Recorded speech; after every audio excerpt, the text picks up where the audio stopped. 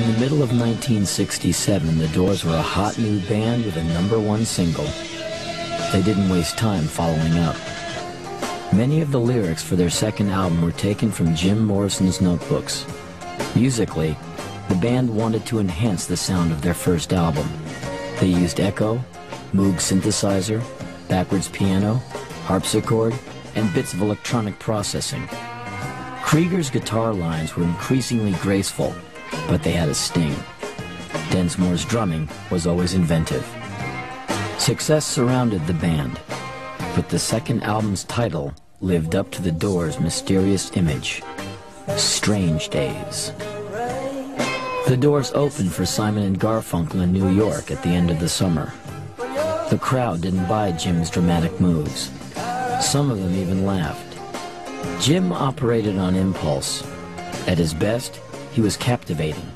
At his worst, he was a clown. After the Simon and Garfunkel show, he knew everybody wasn't going to swoon to his antics.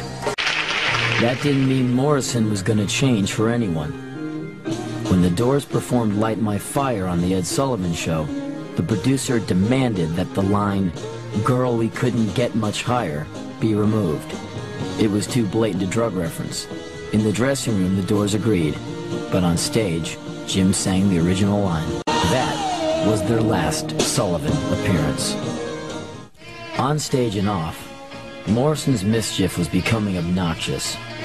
Drunk and stoned one night, he tried to rip apart the apartment of Elektra's president.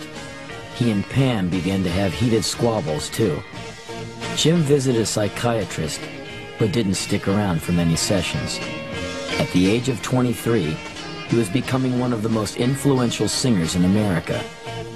This power expanded his already healthy sense of self-confidence. Jim's singing became more expressive, full of grunts and howls.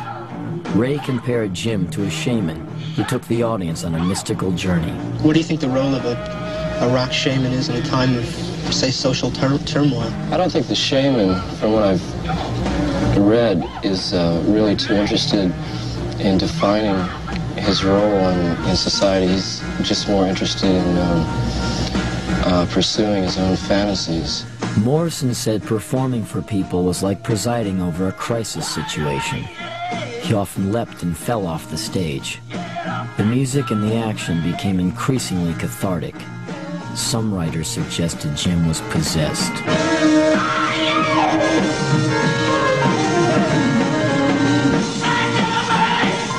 In New Haven, Connecticut, Morrison demonstrated his defiance.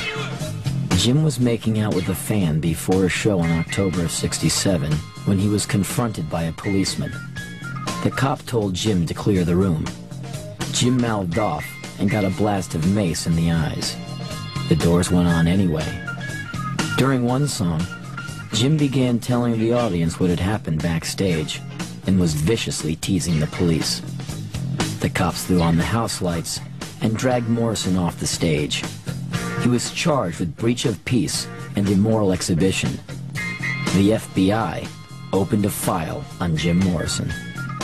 Now known by every rock fan in the world, the Doors began work on their third album, Waiting for the Sun. It was to have a whole side dedicated to Morrison's extended poem, The Celebration of the Lizard. Hopes were high that it would be his masterpiece, but things were unraveling. Pam was urging Jim to quit the Doors and lead a quieter life as a poet. Booze became a steady companion for the singer. Occasionally, his writing was incoherent. The trappings of pop stardom made Jim wonder about his effectiveness as an artist. John Densmore lost patience with the Doors' lack of focus in the studio. One night in the studio, I said, "That's it, goodbye, F you," to the whole band, and I left. And I came back the next day because I couldn't give up my art. But that was my way of saying, we got to stop this, destruction. Densmore's actions sent a message to the others. Jim was veering out of control. The band hired a bodyguard to keep him away from whiskey. Well, show me the way to the next whiskey bar. Keeping Morrison straight was impossible. The Doors became increasingly frustrated with working on Celebration of the Lizard. The piece didn't hold up. The friction between young protesters and the government over the war in Vietnam was at its zenith.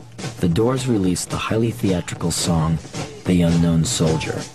They also produced a promotional film for the track. At the end of it, Morrison mimed being shot dead, a martyr. Some radio stations played the song, but many thought it was too controversial or just too strange to be commercial. Do you think you're political? The music can't help but reflecting things that are happening around you.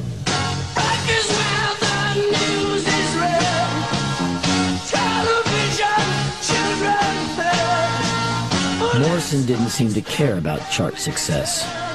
He made a game out of testing his own physical limits. He jumped out of moving cars. He hung from the ledges of hotels. Morrison could provoke the audience into rushing the stage. Doors concerts began to generate riots.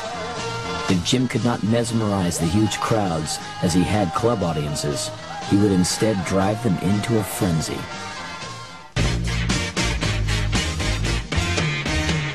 Hello, I love you, won't you tell me your name? Hello, I love you, let me jump in your game. The Doors hadn't had a hit song in the year since Light My Fire. They released Hello, I Love You in June of '68. It was their second #1. But its simplicity caused many fans to wonder about the band's direction.